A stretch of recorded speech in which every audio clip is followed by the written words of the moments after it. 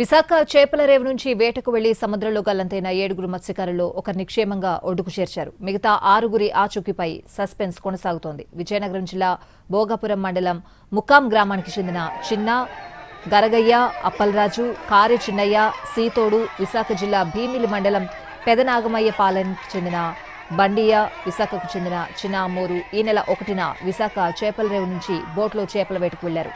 బంగాళాఖాతంలో ఏర్పడిన అల్పపీడనం కారణంగా సముద్రం అల్లకల్లోలంగా మారింది. ఈ విషయాన్ని కుటుంబ సభ్యులు వారికి ఫోన్ చేసి తెలపగా 4న మధ్యాహ్నానికి తీరానికి వచ్చేస్తామని చెప్పారు. శనివారం సాయంత్రం వరకు రాకపోవడంతో కుటుంబ సభ్యులు 6 ఫోన్లు చేయగా ఏవీ పనిచేయలేదు. దీంతో తమ వారికి ఏమైందోనని తీవ్ర ఆందోళనలో మునిగిపోయారు. దీంతో రంగంలోకి దిగిన సహాయక బృందాలు గాలింపు చేపట్టి బోటు యజమాని కారే చిన్నయ్యను సురక్షితంగా ఒడ్డుకు తీసుకొచ్చారు. మిగిలిన వారి కోసం గాలింపు కొనసాగుతోంది.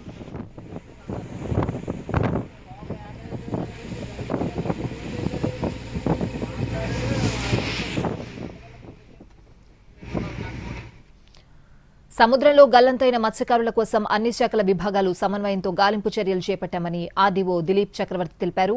నేవీ, కోస్ట్ గార్డ్ హెలికాప్టర్లతో సముద్రంలో గాలిస్తున్నామన్నారు. గల్లంతైన 7లో ఒకరి ఆచూకీ మాత్రమే లభ్యమైందని చెప్పారు. మిగతా వారి ఆచూకీ తెలియాల్సిందన్నారు. తుఫాన్ వంటి పరిస్థితుల్లో ఇంటర్నల్ గా మత్స్యకారులను అలర్ట్ చేస్తూ ఉంటామంటున్న విశాఖ ఆర్డీఓ దిలీప్ చక్రవర్తితో మా ప్రతినిధి చిరంజీవి ఫేస్ టు ఫేస్.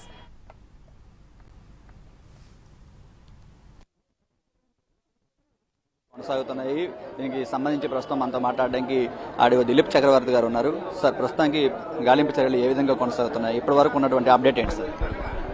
ఒకరు రక్షింపబడ్డారు. ఇంకొక 6 గురించి నేవీ అండ్ కోస్ట్ గార్డ్ కోఆర్డినేషన్తో కలెక్టర్ గారు ఆదేశాల మేరకు ఈ గ్రౌండ్ ఇక్కడ ఉన్న డిపార్ట్మెంట్ ఎఫ్డిఓ కానీ, ఫిషరీస్ డిపార్ట్మెంట్ కానీ, రెవెన్యూ కానీ, పోలీస్ కానీ అందరూ కూడా నేవీ అండ్ కోస్ట్ గార్డ్తో నిరంతరం ఆ సమాచారం కోసం వాళ్ళతో కోఆర్డినేట్ చేస్తూనే ఉన్నారు.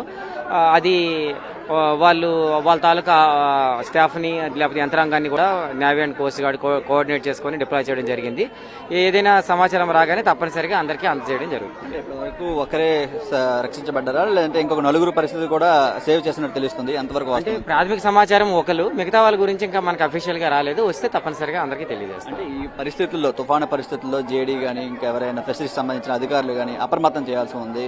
1వ తేదీన సుమారు 400 బోట్లు వెళ్ళేట్టుగా తెలుస్తున్నాయి. ఏ విధంగా చూడాలంటే ఇది అంటే రెగ్యులర్ స్టాండర్డ్ ఆపరేషన్ ప్రొసీజర్స్ ఉంటాయి, ఆపరేటింగ్ ప్రొసీజర్స్. ఏదైనా వార్నింగ్ రాగానే వార్నింగ్ 1, 2 ఇలాంటి వార్నింగ్స్ అన్ని ఉంటాయి, మీ అందరికి తెలుసు. రాగానే ఫిషరీస్ సంబంధించిన ఇక్కడ కంట్రోల్ రూమ్ ద్వారా ఏదైతే ఫిషింగ్ బోట్స్ ఉంటాయో వాళ్ళందరికీ కూడా ఫిషరీస్ డిపార్ట్మెంట్ తర్వాత వాళ్ళకి అందరికీ కూడా సమాచారం తెలియజేయడం జరుగుతుంది. డిఫరెంట్ సోషల్ మీడియా ప్లాట్ఫామ్స్ అన్నిటి ద్వారా, అంటే సోషల్ మీడియా కాదు, ఇంటర్నల్ ప్లాట్ఫామ్స్ ద్వారా అన్నీ తెలియజేయడం జరుగుతుంది. కాకపోతే ఇది ఎక్కడ జరిగింది అనేది పూర్తి స్థాయి విచారణ చేస్తే గానీ తెలియదు. అంటే ఇవి private boats, private fishing boats. ఇవి ఏ విధంగా ఏ బోట్ కి ఏ ఎక్విప్మెంట్ అమర్చి ఉంటారు, లేకపోతే ఏ స్థాయి ఎక్విప్మెంట్, ఎంత సాంకేతిక పరిజ్ఞానంతో ఉన్న ఎక్విప్మెంట్ ఉందనేది పూర్తిగా మనకి విచారణ చేస్తే గానీ తెలియదు. సహాయక చర్యలు అన్ని కూడా ఎలా జరుగుతున్నాయి? ఆల్ సివిల్ డిపార్ట్మెంట్స్ కూడా నేవీ అండ్ కోస్ట్ గార్డ్ యంత్రాంగంతో టచ్లో ఉన్నారు. ఇప్పుడు కూడా నేను రాగానే కూడా కలెక్టర్ గారి ఆదేశాల మేరకు మాట్లాడడం జరిగింది. ఇన్ఫర్మేషన్ రాగానే వాళ్ళు పూర్తి స్థాయి యంత్రాంగాన్ని కూడా డిప్లాయ్ చేశారు. ఇన్ఫర్మేషన్ రాగానే మనకి తెలియజేస్తామని తెలియజేశారు. ఏ ఇన్ఫర్మేషన్ వచ్చినా కూడా అందరికీ కూడా తెలియజేయడం జరిగింది. Thank you. దీనికి సంబంధించి గాలింపు చర్యలు అనేవి ముమ్మరంగా కొనసాగుతున్నాయి. మొత్తం గల్లంత అయినటువంటి 7లో ఒకరిని సురక్షితంగా రక్షించడం జరిగింది. మిగతా 6 పరిస్థితి కూడా ఏం జరిగింది ఏంటనేది ఇంకా ప్రాథమికంగా కానీ ఇంకా ఎటువంటి ఇన్ఫర్మేషన్ అని చెప్తున్నారు.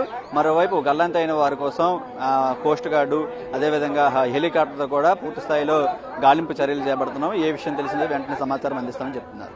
కెమెరామెన్ శ్రీధర్తో చిరంజీవి, ఎన్టీవీ, విశాఖ.